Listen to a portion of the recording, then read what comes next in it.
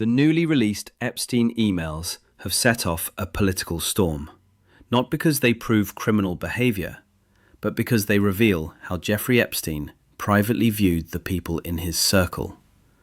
One message in particular has captured global attention. In a 2011 email to Ghislaine Maxwell, Epstein refers to Donald Trump as the dog that has not barked, and adds that Trump has never once been mentioned. This comment shows Epstein was tracking who stayed silent and who he believed might expose him. We should avoid jumping to assumptions. Some people online are treating that line as proof of conspiracy or protection. The email itself does not prove any wrongdoing by Trump. It does not show criminal acts, and it does not demonstrate blackmail. What it does show is Epstein's private assessment of risk and influence. He clearly saw silence as valuable and was aware of who had spoken publicly and who had not. A wider look across the file set reveals that Trump's name appears thousands of times, but most of these references come from pasted news articles inside email threads. When those are removed, only a smaller number of genuine messages remain where Epstein or his contacts mention Trump directly. This distinction matters if we want to stay factual instead of amplifying noise.